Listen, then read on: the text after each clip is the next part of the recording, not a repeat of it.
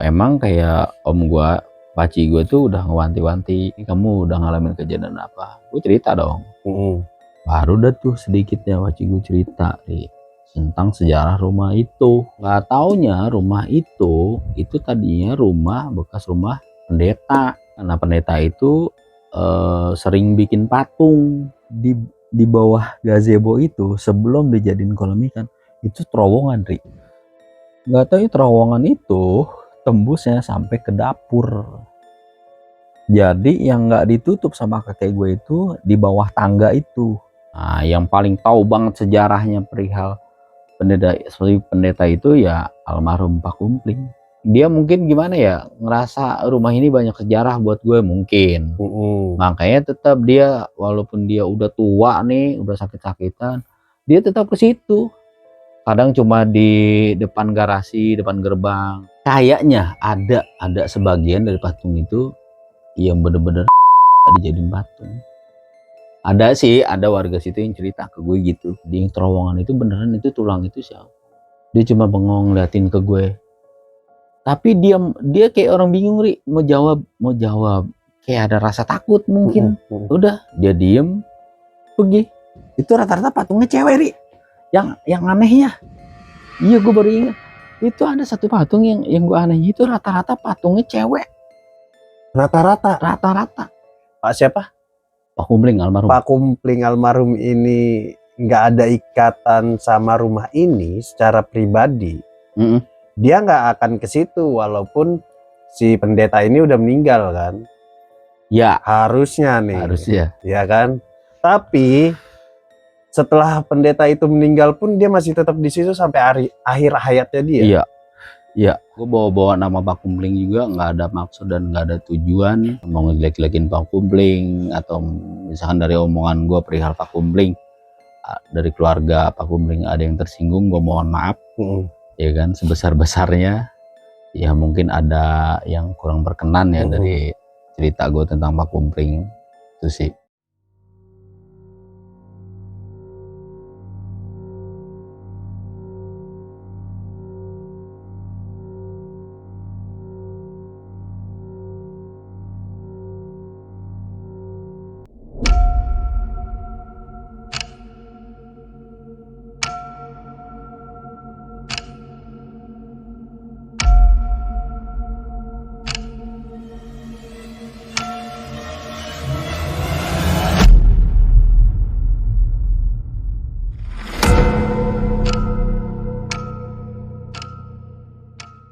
Assalamualaikum warahmatullahi wabarakatuh. Kembali lagi di Balai Misteri dengan gue Haris Setiawan.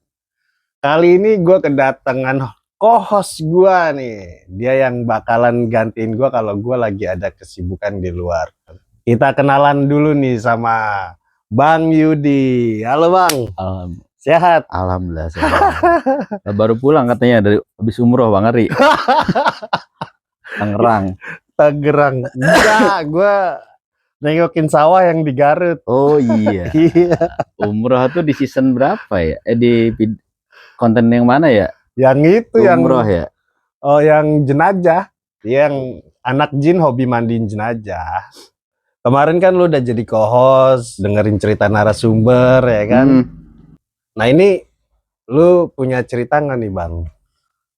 Punya, menurut gua itu gua belum pernah cerita kemana-mana.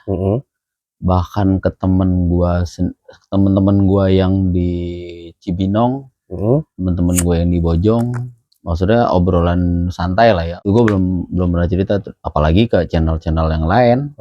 Belum pernah cerita gue.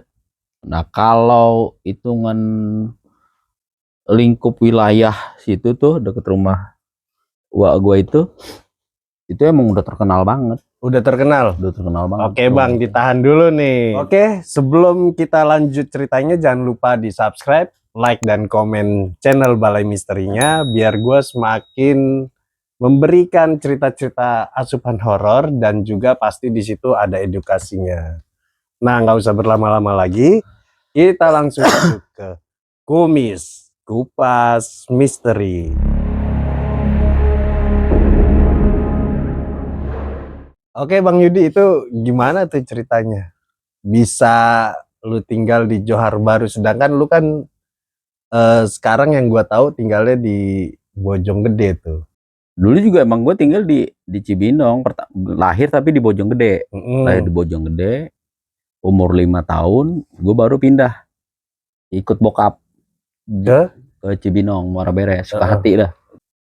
Sampai itu gue SMP, sampai SMP. Nah, pas mau ke SMA itu gue sempat tinggal sama bibi gue di Depok, di Kelapa II, nah, itu RTM, RTM situ. Dari SD juga emang udah kelihatan udah bandel lah ya, udah bandel. Mak gue pusing dah tuh, ya kan. Kebetulan bibi gue yang di Depok ini ibadahnya kuat, gitu kan. Gue dioper lah ke bibi gue. Jadi lu pindah tuh karena lu bandel? Karena bandel. Karena bandel dioper ke Depok, ke Kelapa II. Di Kelapa II bulan pertama, bulan kedua, bulan ketiga masih aman. Ibadah juga, sholat masih rajin gitu kan, karena ngikutin lingkup di situ, lingkungan di situ ya kan. Bibi gue juga ibadah, terus anak-anak bibi gue, sepupu gue pada rajin-rajin ibadahnya. Awalnya sih ya karena mungkin terpaksa kali ya, karena nggak enak atau gimana. Gue mulain rajin tuh ibadah, mulain kena pergaulan di situ, di Kelapa II, bandel lagi. Nah itu gue sempet hilang lama tuh, dicariin sama bibi gue tuh. Nyokap gue nyariin, bibi gue nyariin, termasuk mamang gue nyariin gitu kan. Jadi gue berangkat ke Tanjung Priuk, nongkrong sama teman gue di Tanjung Priuk. Pertama kayak belanja-belanja gitu tuh, belanja-belanja barang-barang haram tuh, kayak di waktu itu di satu daerah tuh, ya gue sebutin aja lah ya, Pasar Minggu.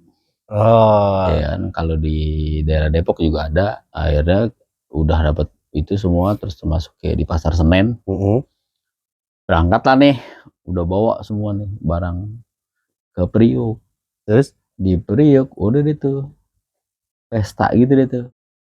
Itu ada sampai 2 minggu gua nggak ada kabar sama sekali. Nyokap gua dari Cibinong nelpon ke Depok, kan, ke rumah bibi gue. Masih zaman-zaman telepon rumah, belum ada HP gitu kan. Udah kayak gitu, baliklah nih ceritanya.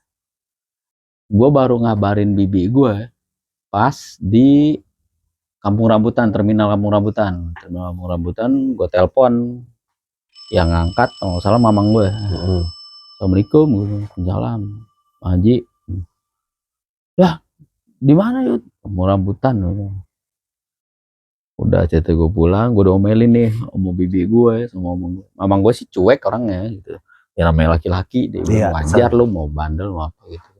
Bibi gue ngomel, udah nih bukan apa, Biaji ditelepon nih sama mak lu, pulang dulu ya sono biar mak lu nggak khawatir. Gue pulang, udah nyokap gue ngomel, udah deh lu jangan di sono lagi, udah di rumah aja dah. Dia mak gue mungkin berunding ya atau gimana ya kan. Dioper lah gua ke itu Johar Baru, dianterin lah sama bibi gue ini, bibi gue yang di Bojong. Di situ gue sekalian disuruh jaga warnet, jaga warnet sama wartel. Selang 3 harinya apa seminggu gitu ya, ada menantunya, gue manggilnya karena udah deket ya kan, gue manggilnya Awan nih. Awan tuh kakek, namanya Pak Cisarwo gitu kan. Ngobrol sama gue, dia mimpiin gue bakalan datang ke situ. Oh jadi dia udah mimpi sebelum lu datang gitu. Awal-awal minggu-minggu pertama gue masih biasa aja, belum ngerasain gimana gitu kan.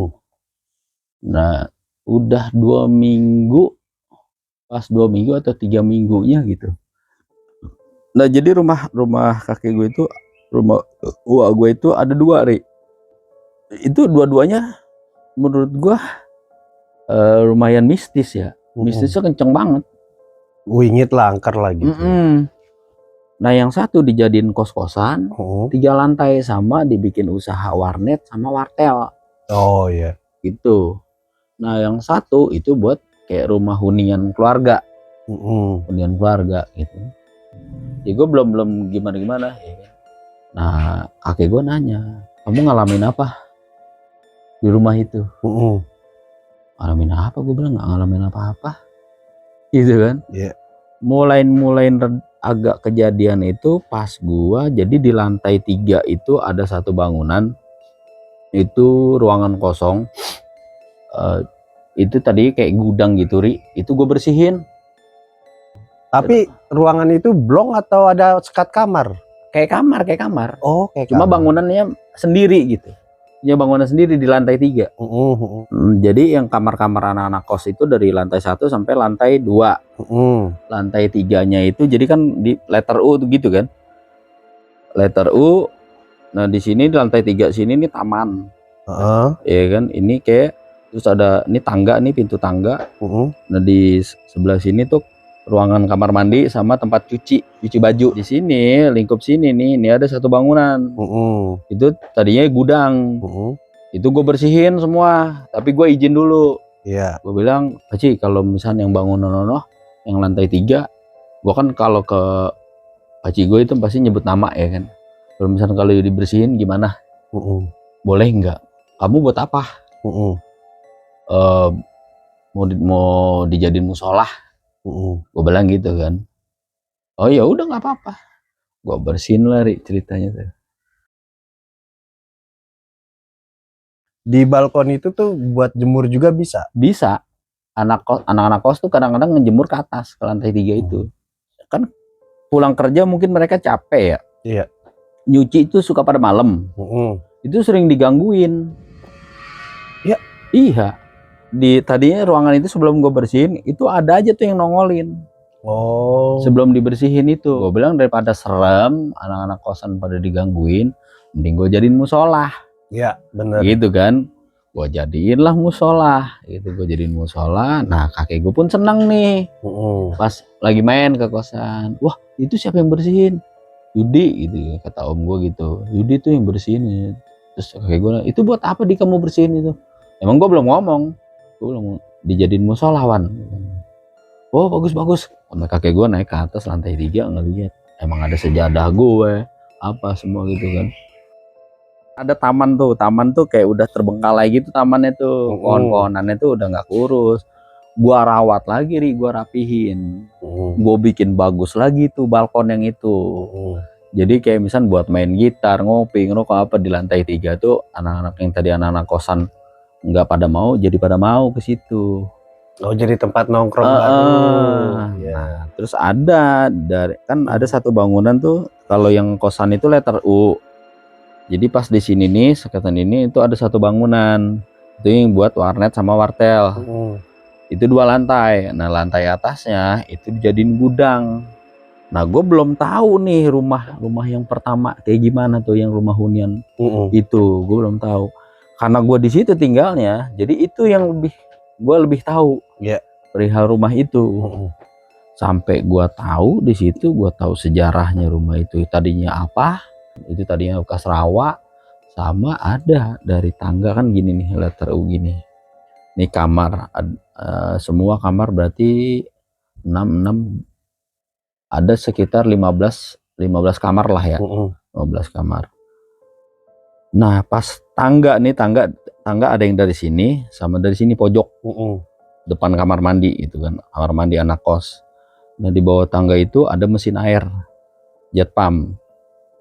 Di mesin air itu di bawah tangga itu ada makam yang gak diangkat. Berapa makamnya? 2 makam. Ada 2. Emang kayak om gua, paci gue tuh udah ngewanti-wanti, di rumah ini kamu udah ngalamin kejadian apa. Gue cerita dong. Selama ini ya, yang paling berasa sih yang pas ngebongkar ini nih paci, gue bilang ini dijadiin musola. Itu mulai tuh mereka mungkin marah atau gimana, gua nggak ngerti itu kan. Pernah ceritanya gua lagi sholat maghrib. Gua sholat maghrib, emang itu gua ngeliat nih, karena kiblatnya itu kan ada pada depan nama jendela gue nih. Iya kan bang. Jadi ke depan taman tuh, baru takbiratul ihram tuh, Allah. Pas itu gua bilang kok ada ada sosok perempuan nih, rambut panjang gitu, nutupin muka gitu kan, ya mungkin sepaha ya rambutnya. Itu ngeliatin gua, ngeliatin ke gua bilang ini siapa nih, ngeliatin ke gua. Udah kayak gitu, udah bodo amat. Gua lanjutin sholat, tapi gua sholat jadi nggak fokus. Ya pastilah. Gue nggak jadi nggak fokus, dikit gue ngelirik ke dia. Udah gitu, maghrib, gua yasinan itu gua ingat malam Jumat itu. Gua yasinan di situ. Gua yasinan, beres gua yasinan itu gua baca ayat kursi ceritanya. Gua baca 3 kali kalau nggak salah itu ayat kursi. Nah, habis gua baca ayat kursi 3 kali, itu dari bawah, dari bawah depan warnet, warnet kaki gua, itu kedenger suara ledakan. Buset, ledakan Duar, kenceng itu. Iya, dengeran gua nih itu dari bawah situ. Tapi om gua yang lagi jaga warnet lari nih ke lantai 3 nyamperin gua. Pikir om gua yang ngelemparin apa gitu, atau jatuh apa gitu. Gua nanya, kamu ngapain nih? Enggak ngapa-ngapain, gua bilang. Emang kenapa sih? Gua bilang, itu kamu tadi ngedenger nggak soal ledakan? Tahu dari bawah kan? Enggak. Jadi om gua nyangkanya itu ledakan dari atas, dari lantai 3, gua nyangkanya dari bawah. Gua bingung, om gua bingung nih. Ini ada apaan ya? Serius pasti, gue bilang itu. Iya. Terus itu pikir kamu nih dari atas gitu kan. Enggak, gue bilang gitu kan. Justru kayak meledaknya dari bawah. Pas gue cek bareng-bareng ke bawah, gue ini tapi kan nggak ada apa-apa ya pasti di sini, kayak nggak, entah petasan atau apa gitu kan. Itu kayak petasan gede lah ya, petasan gede meledak gitu. Nggak ada bekas ya, Ri.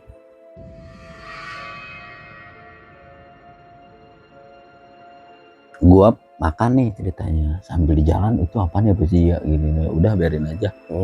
Tau gua gitu kan. Nah besok gua ngalamin lagi, Ri. Itu pokoknya sering banget tuh ngalamin di situ. Entah tahu-tahu di pintu tangga mau ke lantai 3 itu makhluk hitam gede. Gua nggak tahu dah apa namanya ya kan. Nah itu yang tadi gua bilang itu di atas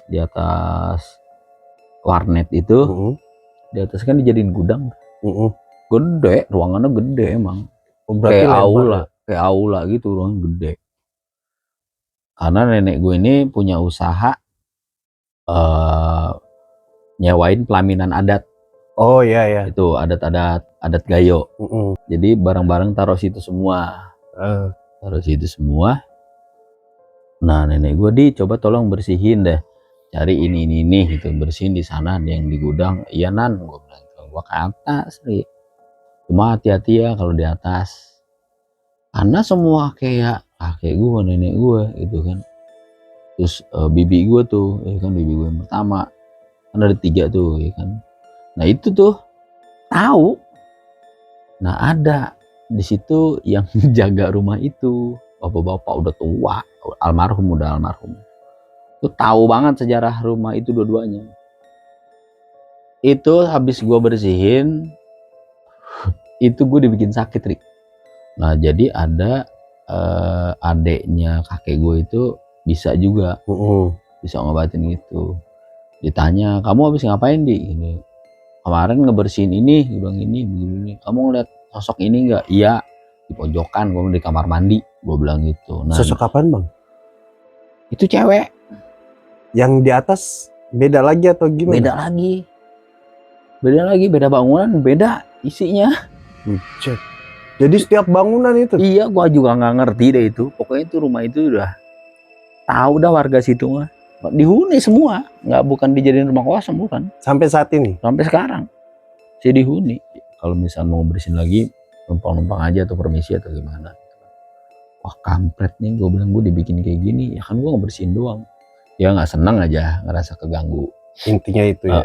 Tapi pas kejadian yang meledak itu, Ri, yang gue baca Yasin terus gue baca ayat kursi itu, di situ mulai kayak agak beda aja gitu, lebih enak.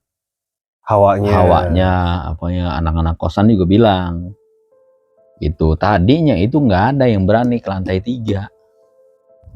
Cuma pas gua jadiin itu kayak tempat ibadah atau apa ya buat sholat atau apa, itu bener kaki gue juga ngomong lebih enak dilihat.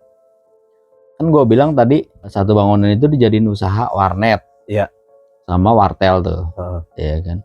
Itu kan dipakein CCTV nih, Rik. Pakein CCTV. Nah terus buat ruang operatornya itu dibikin kayak bartender gitu, meja bartender. Yang agak tinggi lah. Agak tinggi. Kalau misalkan gue diri berarti sedada gue tuh. Nah ini ruang komputer, terus printer, terus lain-lainnya tuh, ya kan perabotan lenongnya tuh. Kadang gue ngecek ke kamera CCTV apa gitu. Pernah hari itu siang-siang itu gue ngedenger pintu dibuka, Ri. Oh ini nggak nongol-nongol ya? Karena kan kalau misalkan guanya duduk gitu kan, itu nggak kelihatan. Kecuali gue diri, baru kelihatan siapanya gitu. Ini enggak, kok nggak ada yang nongol ya? Nah gue iseng nih, gue pengen tahu. Kan sini gue lihat di kamera nih, kamera CCTV kan luar dalam kan, kameranya luar dalam. Gue cek, itu ada yang lari-larian, Rik. Lari-larian? Iya, di dalam warnet tuh ada yang lari-lari. Anjir. Kecil tapi tua. Tingginya itu sepinggang orang dewasa dah. Sepinggang orang dewasa, rambutnya itu sepinggang dia. Panjang. Pokoknya orang tua dah. Orang tua, cebol tapi. Oh iya. Kadang ke kamera CCTV gini nih. Udah ntar lari lagi, keluar, tembus pintu. Ya gila. Ntar dia masuk lagi kayak sampai ke wartelnya tuh, ruangan wartelnya. Dah. Ntar dia mau keluar dia gitu lagi. Udah gua ketawanya, anjing lu ya, gua bilang. Gua dikerjain kata gua, setan gua bilang itu kan. Pas udah gitu gua cerita sama om gua. Ya kan, pasti ngalamin ini nih, kesep nggak ya di kamera CCTV? Kesep, Ri. Kesep, Bang. Kesep itu ada. Paci juga sering ngalamin gini, Di. Udah biarin aja. Selagi dia nggak ganggu. Tahu semua. Jadi udah biasa tuh. Iya, tahu semua. Cuma kan paci gue nih orangnya agak pendiam nih. Ya gue sama paci gue nggak terlalu banyak ngobrol, Ri. Terus tapi ada tuh paci gue yang satu lagi yang gue bilang itu menantunya, ya kan, namanya Paci Sarwo. Gue banyak ceritanya ke Paci Sarwo ini justru. Dia tuh paham hal-hal kayak gitu. Yang bisa ngobatin ini bukan? Bukan. Beda lagi. Kamu mah ibadahnya kuat ini, gitu kan? Karena gue di situ ibadah gue alhamdulillah ada tuh. Agak mending lah, mending lah ya kan. Kalau Paci percaya sama kamu gitu, nggak bakal sampai dibikin begini. Ya paling kalau dilihat-liatin wajar lah, gitu kan. Tapi kalau sampai diganggu sih enggak, gitu kan. Insya Allah. Bibi gue mau nikah tuh, nikahnya di Medan. Jadi nih keluarga semua pada berangkat nih, Rik. Oh iya. Nah otomatis rumah itu kosong nih, sama rumah yang pertama nih kosong. Itu gue ditanya, Di kamu mau di sini apa di rumah yang ini apa di rumah yang kosan atau mau ikut? Gue bilang kayaknya di rumah kosan, gue bilang itu. Ya udah kalau kamu mau tidur di sana, kalau enggak tidur di sini aja deh. Kalau tidur di sana kamu sendirian, takutnya begini nih. Karena apa yang kamu udah temuin, gitu kan. Enggak gue bilang gitu kan. Gue ribet nih kalau di rumah yang itu, ya kan. Anak-anak banyak nongkrongnya justru yang di rumah di kosan lebih rame, gitu kan, lebih rame. Yang ngejagain rumah itu ada namanya yang gue bilang itu almarhum. Tuh. Siapa namanya? Si Pak Kumpling. Pak Kumpling. Gue pikir kan cuma hitungan 2 hari 3 hari, Ri, itu atau lamanya seminggu lah udah berangkat semua. Katanya 2 minggu. Nah Pak Kumpling gue tanya, Pak Kumpling, mau tidur di mana? Tidur di sini apa di kosan? Gue bilang. Nah Pak Kumpling ini nggak berani tidur di kosan.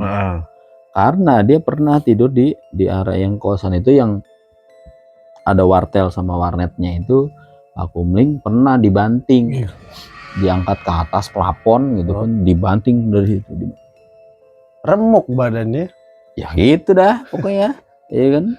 Dia sampai mengapa sendirian katanya, makanya dia udah nggak berani lagi. Gua ngalamin kejadian dari ceritanya di rumah itu gua ngeliat kan di dalam tuh, jadi tangga mau ke lantai 2 itu lewatin dapur, lewatin dapur. Nah gue lagi makan nih di dapur, gue tuh biar ada meja makan, tapi gue nggak pernah mau tuh, nggak pernah mau gue makan di meja makan. Mungkin udah kebiasa ini kali ya, lesehan ngeleseh ya udah gitu kan. Pas udah gitu, ini apaan ya gue bilang. Itu gue ngeliat kayak cewek rambutnya panjang, itu sekitar panjangnya itu banget, panjang banget, ada kali sekitar 10 meter panjangnya. Gue bilang ini bulu apaan ya, gue pikir bulu, nggak taunya rambut nih, lagi nyeret rambut gitu. Gue bilang apaan ya, tapi gue nggak samperin nih, gue cuma lihat doang nih dari bawah tangga, ini apaan. Udah tuh gue juga nggak teriak ngapa ya kan. Selang nggak lama keluarga pada pulang semua, cuma itu baru gue cerita ke om gue tuh yang Pak Cisarwo itu. Pak Cisarwo gue nanya duluan, kamu kesini nggak di? Kesini, gue bilang. Kamu ngalamin apa? Nah itu Pak Ci, gue bilang itu kan, mau cerita. Di atas ada apaan ya Pak Ci? Pak Ci gue ketawa. Kamu ngeliat? Ngeliat, serius. Kayak gimana? Rambutnya panjang, gue bilang. Rambutnya panjang, oh bener. Pak Ci gue gitu, oh bener. Hah, maksudnya gimana? Gue bilang gitu. Baru dah tuh sedikitnya Pak Ci gue cerita nih tentang sejarah rumah itu. Nggak taunya rumah itu tadinya bekas rumah pendeta. Gitu. Iya, bekas rumah pendeta. Nah pendeta itu sering bikin patung. Patung apaan? Nah ini ya kan? Jadi nih garasi rumah kakek gue nih, garasi. Nah ini nih taman. Ya kan, taman terus di paling pinggir taman itu dibikin gazebo buat musola. Musola khusus lah. Iya. Nah di bawahnya itu kan dibikin rumah panggung gitu, bikin rumah panggung, gazebo panggung itu. Di bawahnya itu kolam ikan. Enak banget itu. Iya, kolam ikan. Depannya itu kandang burung. Terus kan pokoknya kayak aviari gitu. Kayak aviari gitu. Depan lagi ada kolam ikan lagi tuh. Enak banget itu. Dibikin kayak gitu. Nah, persis di sini nih bangunan taman. Dari bangunan, nah ini kamar kakek gue nih, sama nenek gue. Dari garasi ke dapur. Nggak taunya di bawah gazebo itu sebelum dijadiin kolam ikan itu terowongan, Ri. Terowongan? Berarti diuruk gitu? Ditutup. Diuruk sih enggak, tapi ditutup aja udah atasnya. Oh, di semen plester gitu ya? Mungkin.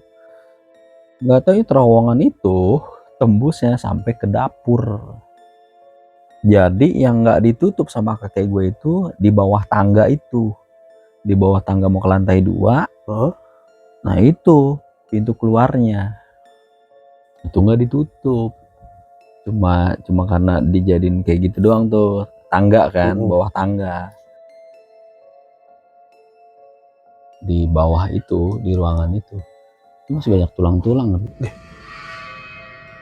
Kan si pendeta itu meninggal. Pendeta itu meninggal tuh, rumah kan nggak ada yang berani mau ngebayarin rumah itu. Nah kakek gue pertama kali punya rumah di situ ya, yang sekarang dijadiin kos-kosan. Itu kan, rumah itu belum bayarin. Nah pas si pendeta yang meninggal, baru tuh kakek gue doang yang berani bayarin rumah itu. Buset. Karena kakek gue tuh sama yang gitu-gitu mungkin dulunya ya, sama hal gitu ya udah sering nemuin lah, udah bukan hal yang wah banget, mungkin itu juga. Kamu tahu nggak Awan tuh beli rumah ini murah, tahu? Murah Wan. Iya, gue bilang murah gimana Wan? Awan tuh cuma beli rumah ini dengan harga 800 juta. 800 juta anjir ya mahal, gue bilang kan gitu ya. Murah lah. Lah murah dari mana? Gue bilang, kamu tahu nggak depan rumah ini yang rumah ini nominal harganya berapa? Ya paling 900 atau gope, gue bilang kan gitu. Enggak taunya rata-rata rumah di situ itu yang persis depan rumah kakek gue itu harganya 3,5 M. Johar tuh ya. Iya wajar dong kalau misalnya perbandingannya ke 800 juta gitu. Iyalah, Johar itu. Iya, gue bilang, oh pantesan begitu, gue bilang. Pantesan itu dianggap murah. Iya. Gitu kan. Nah cuma perihal mistisnya kakek gue nggak peduliin. Yang penting punya rumah. Yang penting iya, karena emang satu pelatarannya bisa dibilang paling luas. Iya. Buat garasi paling luas. Bangunan juga di situ bisa dibilang paling luas. Gua konekin ke yang semalam temen lu nelpon nih. Itu berarti si Bang Gary ini tahu lu di situ ya? Tahu banget. Bang Gary juga tahu sejarah rumah itu. Oh, bisa nggak kapan-kapan kita undang? Bisa banget buat saksi mungkin. Iya, buat saksi karena kita kan nggak sebutin nama daerahnya nih, cuman nama tempatnya Johar Baru aja gitu. Pokoknya di situ rumah kakek gue di situ ada nama jalannya gitu. Nah, nama jalan itu dibikinin nama jalan itu gara-gara ada rumah itu. Rumah si pendeta itu yang dibayarin sama kakek gue itu. Oh gitu. Pasti kalau orang-orang situ pasti tahu nyebutin nama jalan, udah pasti tahu ngarahnya ke rumah itu. Berarti rumah itu bersejarah tuh. Iya. Nah, yang paling tahu banget sejarahnya perihal pendeta itu ya almarhum Pak Kumpling. Pak Kumpling udah nggak ada. Pak Kumpling udah nggak ada karena emang dari mudanya Pak Kumpling ngikutin pendeta itu. Oh gitu. Berarti orang situ bukan? Orang situ. Asli. Berarti yang orang Johar Baru kenal sama Pak Kumpling berarti dia tahu juga tuh. Tahu pasti.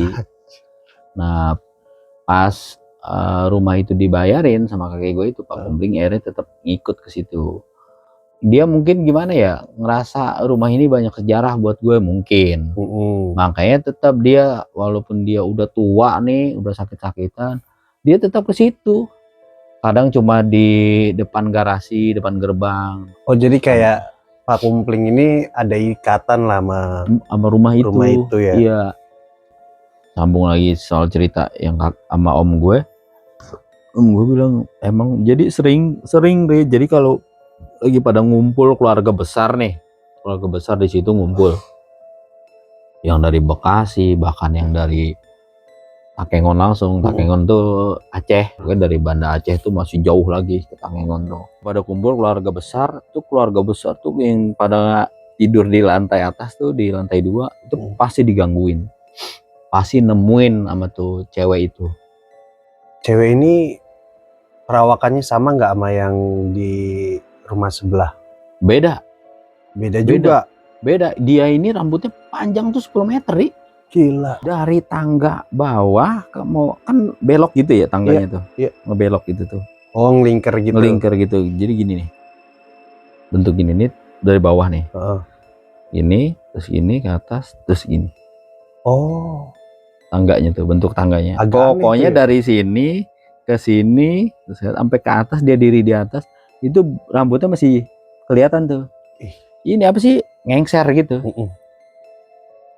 Anjir, merinding gua. Nah kan kadang-kadang pada ngumpulnya di balkon atas tuh, di lantai 2 tuh di balkon. Nah di atas itu ada dua kamar, sama terus balkonnya lumayan gede tuh, ruangan balkonnya. Iya. Area balkonnya lumayan gede. Nah pada ngumpul di situ, kadang pada tidur di situ. Kayak gini lah ya. Ngemper ya. Iya kayak. Pada ngemper gitu tidurnya. Ya persis kayak gini. Ada aja tuh, entah kakinya ditarik-tarik. Masa segitu ekstrimnya? Entah dilangkah-langkahin. Mereka pada tidur nih, paci-paci gue nih pada tidur. Ada namanya Paci Raja nih. Gitu. Dia ini paling heboh nih gitu.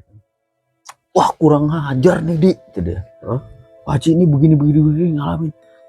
Kamu kan tahu di yang gitu-gitu sering ngelihat. Itu gimana? Udah nih gue sama Paci Sarwo nih bertiga-tiga. Kalau udah bertiga-tiga nih, udah kan nawain itu ya kan. Emang ngeliat dia, wah kurang ajar emang. Kamu ngerasain gue bilang. Terus sama om gue yang di Bojonggede. Itu dia tahu. Di, kamu kalau di lantai 2 apa yang temen? Emang kenapa Bang? Gue bilang. Mamang tuh kalau di situ gitu, karena di Bojong nih, dia udah pakai ininya logatnya logat Bojong nih. Iya. Jadi udah nggak paci-paci nih. Iya, udah nggak paci. Mamang tuh kalau di situ tuh sering banget begini nih, nemuin. Lah emang iya Mang, di situ tuh di lantai 2 tuh ada gini gitu. Itu makhluknya cewek, rambutnya panjang gitu kan. Itu bahkan sering turun sampai ke dapur Mang. Berarti lu lihat dong dia waktu sering itu. Yang ngebantu, yang asisten rumah tangga nenek gua aja sering nemuin. Itu udah berapa kali ganti orang. Angker banget itu rumah. Emang. Makanya kan gitu, ya kan dijual dengan harga segitu, ya kan segitu aja masih nggak ada yang mau. Iya.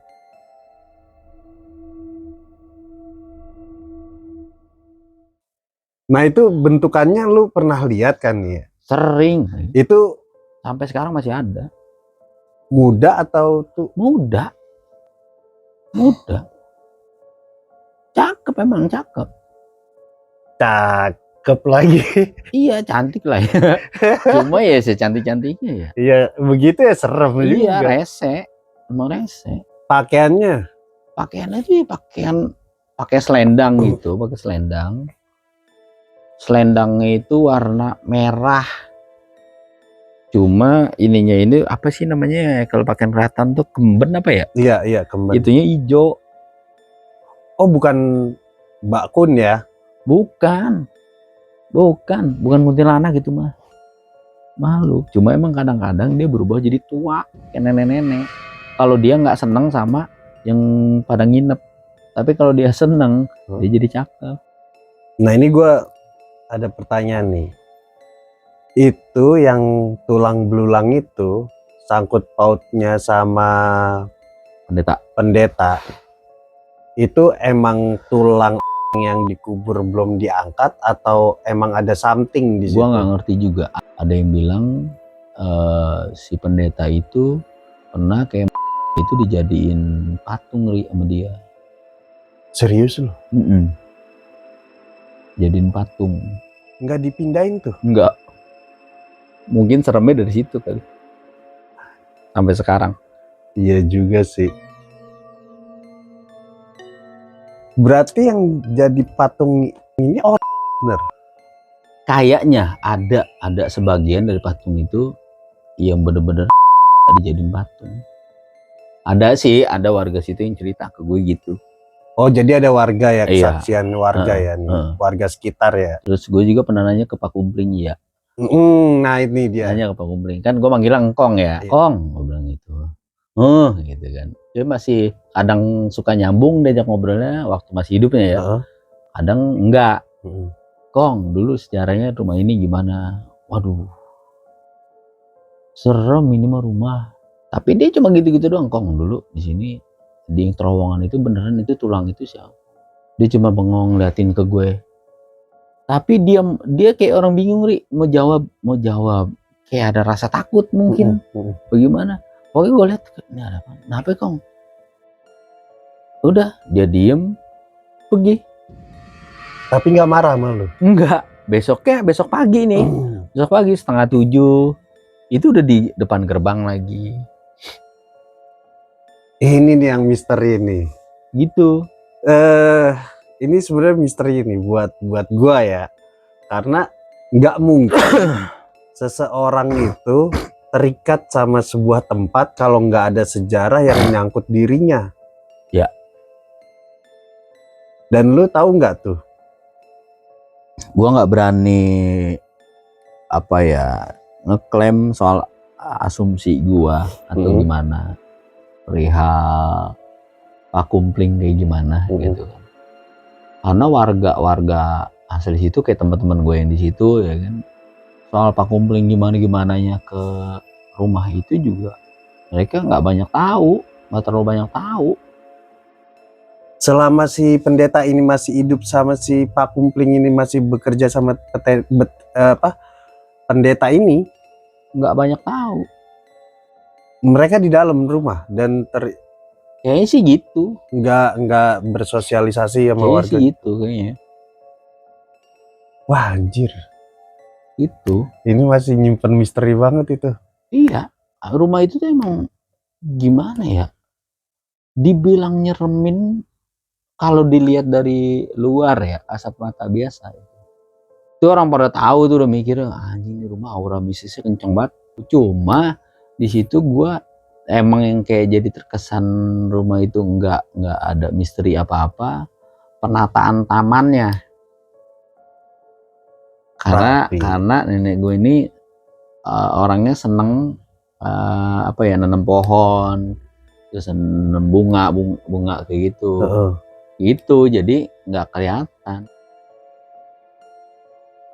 Nah lu tahu kalau di dalamnya itu ada tulang itu, lu lihat sendiri pernah masuk atau emang sebelum ditutup? Sebelum ditutup. Sebelum ditutup kan itu dibersih-bersihin dulu tuh. Iya. Jadi kayak ada satu patung cewek. Ada satu patung cewek. Itu rata-rata patungnya cewek, Ri. Yang anehnya. Iya, gue baru ingat. Itu ada satu patung yang gue aneh itu rata-rata patungnya cewek. Rata-rata. Nah itu ada satu patung tuh begini nih, karena gimana ya, lorongnya itu nggak terlalu gede, Ri. Segini dah nih, gitu kan. Seukuran badan atau gimana? Enggak, kita tuh kalau duduk gini masih bisa. Masih bisa. Cuma kalau buat selonjoran begini nggak bisa. Jadi gini nih, kita duduk gini masih bisa. Nah yang gue lihat, gue bilang pas gue gini, itu begini nih kayak patung tuh nyender ini. Patung cewek nyender. Anjir. Di dalam terowongan itu ya. Tapi kalau buat nembus ke yang taman itu mesti ngerangkak dong. Iya. Ya kalau lu jongkok begini, kesononya ya buat ke dalamnya capek lah. Iya. Kita tiarap aja ngeperon begitu sampai tembus ke dapur, jauh banget kan nih. Jadi gini nih, nih yang balkon itu ya, gazebo. Ini kolom ke sini, ngelintasnya itu ke kamar. Ke kamar. Nah dari sini ke kamar aja itu ada sekitar 50 meter nih. Ini lurus ke kamar, terus ini ruang tamu, ini ruang tengah jadi gini nih, kayak gini, terus ke dapur gini lagi lurus, baru ke tangga. Jadi nggak lurus gitu ya? Nggak lurus dia. Sempet gue pikir kalau kita ngerangkak langsung, wah berasa juga anjir. Oh iyalah. Soalnya jauh, soalnya bangunannya juga gede. Dari teras rumah, teras depan ke dapur itu lumayan jaraknya. Nah berarti patung itu semuanya nggak ada yang diri, semuanya duduk atau gimana? Yang di bawah yang gue lihat sih gitu, satu itu doang. Kalau om gue bilang iya rata-rata emang cewek. Berarti sebelumnya itu udah pernah digali ya, udah pernah dibersihin kayaknya. Karena kan emang sempet kayak ada kasus juga. Oh jadi rame. Sempet rame juga. Berarti masih menyimpan misteri di tangan Pak almarhum Pak Kumpling ya. Mungkin kakek gua ya tahu juga kali sejarah detailnya kayak gimana. Tapi kakek masih ada? Masih ada, cuma sekarang kan tinggalnya di sana di Gayo. Nggak mungkin kita ke Gayo. Nggak mungkin kita ngorek masalah rumah itu ke Gayo. Nah kalau di rumah yang kok dijadiin kos-kosan itu ada satu pohon, Rik. Pohon itu dibawa dari Gayo. Nama pohonnya gue lupa pohon apa gitu. Nah pohon itu kalau kulit batangnya itu dipakai buat bumbu masak. Emang ada? Ada. Itu ada di rumah bibi gue yang di Bojonggede ada pohonnya. Cuma gue lupa nama pohonnya apa. Kulit pohonnya itu diambil, dijemur nanti buat bumbu masak. Oh jadi nunggu kering ya? Iya. Kering. Terus habis itu dijadiin bumbu masak. Bumbu masak. Nah ceritanya Nah, yang kakek-kakek itu, yang cebol-cebol. Oh, yang cebol. Yang cebol itu sering gua lihat masuk ke batang pohon itu. Nah, sering banget. Jadi kan ini gerbang yang dijadiin warnet, warnet sama kosan gitu. Ini gerbang buat anak-anak kos, itu masuk mobil juga. Terus yang ini khusus misal warnet sama wartel, tapi itu motor, khusus motor doang, nah gitu. Jadi di tengah-tengah ini, tengah-tengah gerbang ini sama gerbang ini, itu ada satu pohon itu. Nah, berarti sering itu. Kemungkinan nggak kalau itu rumah sebenarnya aslinya ada 2 rumah dijadiin satu rumah, cuma emang rumahnya gede-gede, Ri. Pas banget kakek gue tuh kebagian yang hook. Nah, terus yang di lantai 2 yang dijadiin gudang itu sering banget tuh warga itu ngelihat kayak ada kegiatan di dalam, ada yang jalan, yang mondar-mandir. Terus di depan kan ada di lantai 2 yang itu ada balkonnya juga tuh. Ada balkonnya, ada pintunya, kadang di situ. Bentuknya sama atau beda-beda? Enggak, hitam itu, gede, hitam. Gua nggak tahu ya nama makhluknya apa, jenis makhluknya apa. Itu kalau yang tahu boleh tuh komen. Ya kan, boleh tuh komen. Makhluknya hitam tinggi gitu. Iya, gua taunya itu makhluk halus ya. Gua nggak berani ngeklaim bahwa itu, oh itu jin, oh itu siluman, atau itu apa, gua nggak berani, gua nggak tahu. Dan gua nggak pernah beranggapan bahwa itu setan, karena gua setahu gua, ya kan, doktrinasi agama dari nyokap gua, setan itu yang ada di hati kita, di hati manusia. Bener. Bukan yang nongolin wujudnya. Kalau itu yang nongolin wujudnya ya itu makhluk halus. Kalau nyokap gua bilang gitu. Gue masih penasaran sama si rumah yang satu lagi nih, yang patung, yang rumah hunian itu. Yang rumah hunian itu. Kalau misalnya si Pak siapa? Pak Kumpling almarhum. Pak Kumpling almarhum ini nggak ada ikatan sama rumah ini secara pribadi, dia nggak akan ke situ walaupun si pendeta ini udah meninggal kan? Ya. Harusnya nih. Harusnya. Ya kan?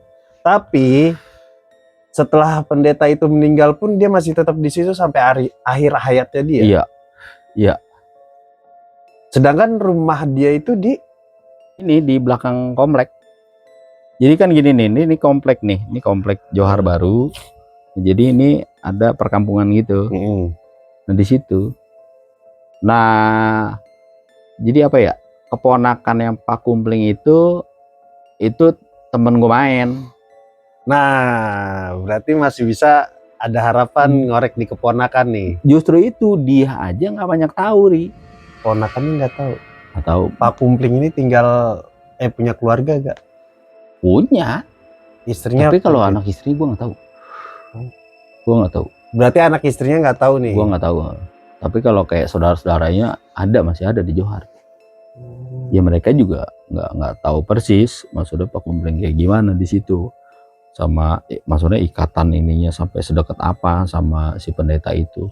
Cuma kakek gue bilang gitu, Pak Kumpling itu sebelum Awan pindah ke sini katanya, Pak Kumpling itu emang udah ngikut sama si pendeta. Si pendeta itu yang punya rumah pertama ini. Lah pernah ada kejadian maling mau masuk ke rumah itu, keder. Yang hunian? Iya, keder. Itu ada 3 maling. Itu Paci gue bilang, keder. Mereka tuh mau masuk sampai balik lagi keluar. Oh gila. Itu subuh sekitar jam 4. Jadi Paci gue tuh biasanya jam 4, jam 3 tuh udah bangun. Ya kan udah bangun. Mungkin mau sholat tahajud atau apa ya. Pokoknya emang rutinitasnya gitu deh. Ngedenger tuh ada yang lompat. Naik ke pagar gitu kan, ke gerbang. Itu udah mau ke lantai 2. Turun lagi. Kabur 3-tiganya. Jadi belum ada yang diambil sama sekali. Gila. Sama ada satu kamar tuh, Ri, dapur.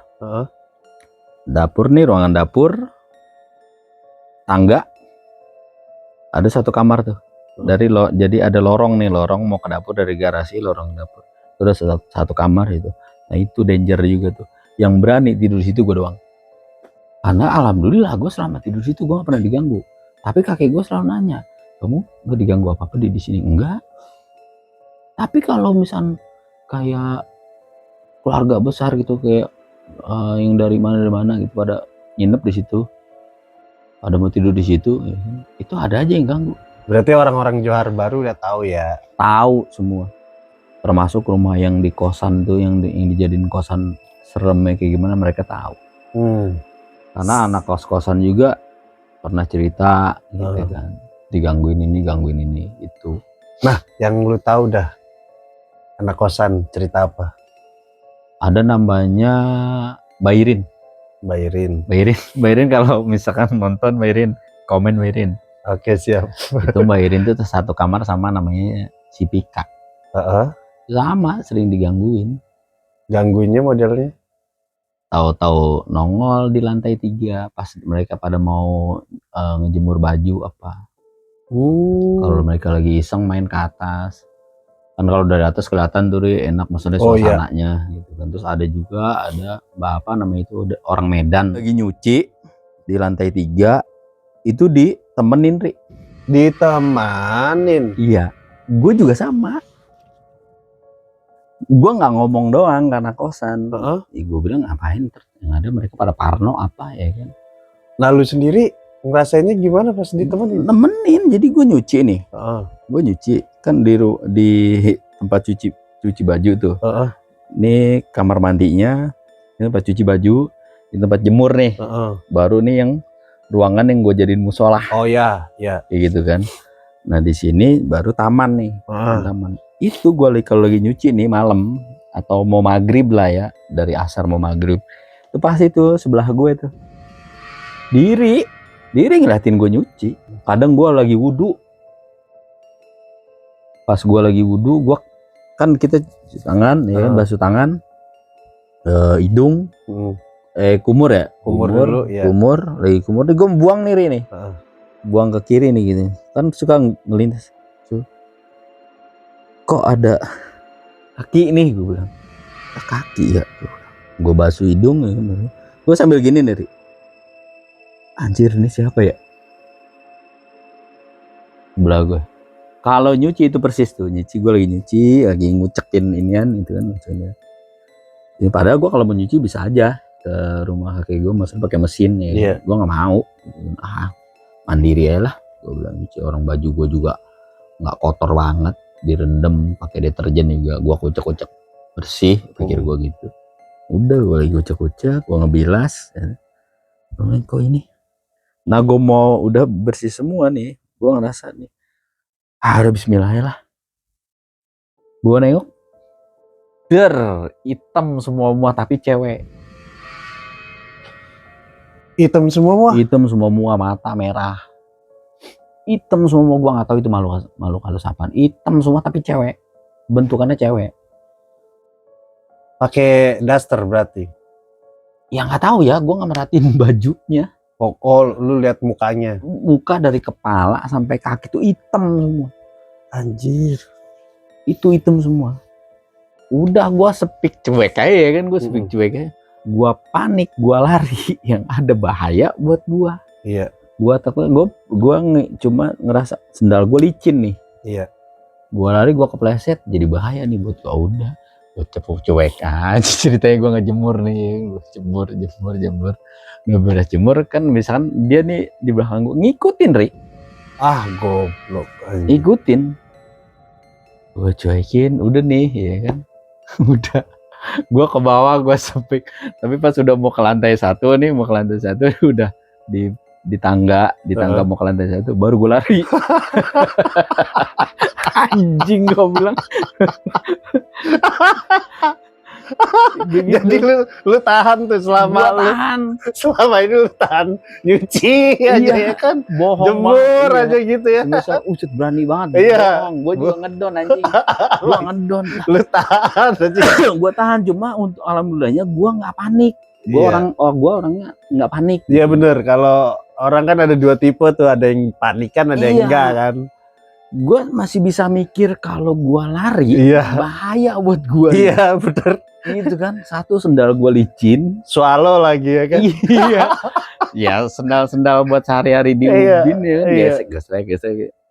Udah selicin-licin ada tuh ya kan. Kadang orang di ubin di lantai kamar mandi aja suka kepleset gitu kan, kayak mau ngejengkang gitu. Itu tuh gue udah anjing, kalau gue lari nih gue bahaya di gue nih, gitu kan. Udah gue lari ke bawah tuh, udah mau deket tangga bawah tuh gue lari. Juga apaan di? Enggak apa-apa. Tapi gue nggak pernah cerita sama om gue yang Helmi ini, gue nggak pernah cerita. Gue ceritanya itu ke Paci Sarwo ini. Akhirnya kan gue nggak mutusin, gue balik lagi ke Cibinong. Nah gitu, gue balik lagi ke Cibinong. Anak kosan ngomong, Mas Yudi kemana ya? Gitu. Udah nggak di sini lagi ya? Nggak ini. Sering mereka, gitu kan. Kalau ada gue di situ, menurut mereka rame, seru, gitu kan. Nggak ada rasa iseng karena di kamar itu gue jadiin musola kan. Gitu. Terus kadang-kadang anak-anak juga pada ikut ke situ main. Nah situ Bang Geri, tuh Bang Geri juga kadang di situ ikut nongkrong, gitu. Terus ada juga namanya Bang JJ. Bang JJ itu sampai ada beberapa yang akrab, anak kosan tuh yang akrab sama Bang JJ. Orang-orang situ mah pasti nemuin lah, pasti nemuin, nggak mungkin enggak. Banyak yang pada cerita gue. Sampai sekarang dua-duanya masih ditempatin? Masih dihuni, masih. Tapi yang kos-kosan masih? Masih. Masih juga? Masih. Tadi kan kos-kosan itu khusus buat cewek doang. Kalau sekarang enggak. Campur. Ada yang bawa sama anak istrinya, kayak kontrakan jadinya. Ya jangan di-spill ya tempatnya ya. Yang penting udah tahu tuh di Johar Baru aja. Orang-orang Johar Baru berarti tahu, udah pasti tahu. Udah pasti tahu rumah itu. Apalagi nama jalan tersebut menyangkut dengan satu rumah yang satu bangunan rumah itu ya. Mudah-mudahan di sini ada orang Johar biar bisa ada yang komen-komen ya. Tapi kalau udah tahu jangan di-spill dah tuh rumahnya. Iya. Pokoknya intinya terjadi rame. Iya, jadi rame. Ya kalau lewat-lewat aja sih nggak masalah. Tapi kalau misalnya nanya-nanya ke situ, ya kalau bisa jangan deh. Iya. Tuh takutnya kayak di situ kan ada bibi gue kan. Iya. Nggak enak, gitu kan, merasa keganggu atau gimana. Iya. Jadi kalau misalnya ada yang nggak percaya cerita ini, silahkan main tapi main aja, lihat-lihat aja gitu ya. Lo bisa nanya langsung sama gue. Iya, bisa datang ke Balai Misteri nanya langsung nih sama Bang Yudinya. Biar bisa lebih jelas. Nah itu Bang, gue sebenarnya masih bertanya-tanya sama si Pak Kumplingnya itu. Nih gue masih bingung juga sih, kok bisa ya orang itu terkait sama rumah tersebut. Kayaknya ikatan batinnya tuh kuat banget, Ri, sama rumah itu. Iya bisa jadi ada something ya. Kita kalau gue mikir positifnya mungkin ada ikatan batin ya. Tapi kalau dari sisi negatifnya ada something di situ tuh. Iya, soalnya bisa dibilang Pak Kumpling itu salah satu orang, almarhum itu salah satu orang yang tahu persis seluk-beluk rumah itu sama sejarahnya dari awalnya. Karena yang benar-benar ngikutin banget pendeta itu ya Pak Kumpling itu almarhum. Orang Kristen apa orang pendeta anjing? Bukan, Su. Pak Kumplingnya. Pak Kumplingnya Islam. Oh, kalau KTP-nya ya? Iya. Kalau KTP-nya Islam. Iya, KTP-nya Islam. Mungkin ada rasa terima kasih atau gimana iya, gitu. Soalnya pas gua ke situ itu kan 2006 akhir sampai 2009 kalau nggak salah. Lama. 2009 gue di situ, ya kan. Ya 3 tahun. Nah 2010 sampai 2012 tuh gue masih maksudnya sering ke situ, Oh masih sering situ. Karena waktu itu gue sama Bang Geri itu punya, sama om gue itu, sama paci gue itu punya project band. Nah gue salah satu personilnya. Gitu. Ya. Nah itu dimasukin ke manajemennya BMAC. Pasti tahu, kalau anak-anak musik indie pasti tahu BMAC. Nah itu Yang ikut ngebantu itu ya salah satunya Bang Gary. Bang Gary mudah-mudahan berkenan untuk bercerita di sini pengalaman tentang rumah tersebut. Iya, salah satunya yang banyak tahunya Bang Gary. Bang Gary ya. Terus sama Heri Bagong. Heri Bagong, dia juga tahu tuh. Dia tahu juga. Tahu. Terus ada lagi Bang JJ juga tahu. Perihal rumah yang kosan itu Bang JJ juga tahu jaranya. Nah, sekarang Bang JJ tinggalnya di Citrep. Dia punya istri orang Citrep. Dia banyak tahu tentang kosan itu karena dia juga deket sama beberapa anak kosan. Itu Bang JJ. Jadi anak-anak kosan tuh kadang-kadang mau minta tolong apa-apa sama Bang JJ. Jadi anak-anak dulu, anak-anak yang pada wah, maksudnya di musiknya oke lah ya. Itu kayak Bang Gary yang anak-anak musiknya tuh, si Sempak itu dia edisionalnya Super Glad. Oh iya. Iya. Super Glad kan sempet tuh tenar juga. Iya. Dia. Sempak. Terus lagi ada Bang Budi. Bang Budi itu dia main musik klasiknya jago. Terus ada lagi yang jarang banget nongol tapi suka nongkrong di situ, Bang Dede. Bang Dede itu basis Betrayer. Bang Dede. Lu masih ada kontak ya? Enggak. Oh, enggak ada. Tapi kadang kalau lagi pada ngumpul di sana suka ini. Oh, ngejam bareng. Enggak ngejam bareng mah. Oh, ngobrol-ngobrol aja. Gua aja baru tahu Bang Dede basisnya Betrayer pas Bang Giri ngomong, "Lu tahu nggak Bang Dede itu siapa?" Siapa Bang Giri? Dia itu basisnya Betrayer. Lu tahu kan Betrayer? Oh, iya. Gue nggak tahu karena taunya tuh Bang Dede tuh ya main burung bareng. Main burung, maksudnya burung ocehan ya? Iya, iya. Kenari. Tuh dulu ada timnya namanya Warawiri. Ketuanya namanya Bang Helmi. Oke, kayaknya gue bakalan bikin konten lu bertiga sama Bang Gary. Lu, Bang Gary, sama JJ. Kayaknya kalau Bang JJ susah waktunya. Oh, Bang JJ susah. Kayaknya. Jadi gitu. Lu, gue sama Bang Gary aja dah. Sama Bang Gary. Sama Bang Gary. Itu. Ya nanti tunggu aja. Iya, oke. Video berikutnya, dan itu kita pasti bareng sama Bang Gary. Kita ngobrol-ngobrol santai tentang mungkin sedikitnya tentang di situ Johar Baru itu gimana, dari segi pergaulannya gimana, terus dari segi mistisnya gimana. Oke. Jadi nggak selalu dan melulu perihal mistis sih. Iya. Ternyata setiap daerah itu menyimpan rahasia yang nggak pernah terkuak ya. Iya. Itu sih sebenarnya. Itu juga mistis juga, itu misteri juga. Misteri. Itu. Pandangan gua nih ya, pandangan gua. Yang misteri itu nggak selalu dan melulu perihal mistis. Masalah hantu. Masalah hantu. Tapi yang mistis ini pasti berbau misteri. Iya. Karena di beberapa konten video gue itu selalu menyisakan misteri yang belum selesai itu sebenarnya. Iya. Kalau kita runut-runut semuanya tuh ada misteri yang belum selesai. Kalau perihal misteri. Iya. Tapi kalau perihal mistis ya? Ya mistisnya sih kelar semua. Kadang-kadang orang mikirnya, wah lu udah ngobrolin misteri kayaknya pasti mistis nih. Iya.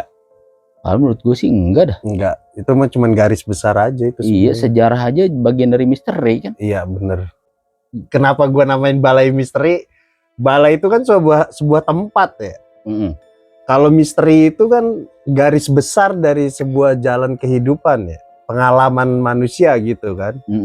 Nah itu bisa jadi pengalaman karena dia pernah diganggu sosok, atau dia tahu sebuah kisah di urban legend ya, atau ada misteri salah satu tempat yang belum terkuak kayak di rumah yang di Johar Baru. Nah itu jadi konten ini tuh bukan cuma sekedar lu harus cerita tentang hantu, mistis apa segala macam, enggak, semua misteri aja. Tapi gue tertarik sama Pak Kumpling, sumpah. Misteri Pak Kumpling. Misteri Pak Kumpling. Almarhum. Iya, almarhum Pak Kumpling itu gue masih bertanya-tanya. Ya, cuman karena almarhum ya udah meninggal. Ya mudah-mudahan sih orang-orang Johar Baru ada yang tahu tentang Pak Kumpling bisa share di sini atau komen deh. Nah, gue bawa nama Pak Kumpling juga nggak ada maksud dan nggak ada tujuan maksudnya mau ngejelek-jelekin Pak Kumpling, atau misalkan dari omongan gue perihal Pak Kumpling, dari keluarga Pak Kumpling ada yang tersinggung, gue mohon maaf. Ya kan, sebesar-besarnya. Ya mungkin ada yang kurang berkenan ya dari cerita gue tentang Pak Kumpling itu sih. Karena masih menyimpan misteri aja ya. Iya, soal itu karena gue juga belum tahu, gue nggak tahu banyak sejarah Pak Kumpling tentang sangkut pautnya sama rumah itu. Gue cuma cerita yang tadi setahu gue aja. Gue nggak mau ngada-ngada. Jadi emang kayaknya Pak Kumpling ini punya keterikatan aja sama rumah tersebut. Ya selebihnya di luar dari kendali kita. Ya. Oke, mungkin segitu aja dari Balai Misteri. Gua Haris Setiawan dan co-host gua Yudi. Izin pamit. Assalamualaikum warahmatullahi wabarakatuh. Peace.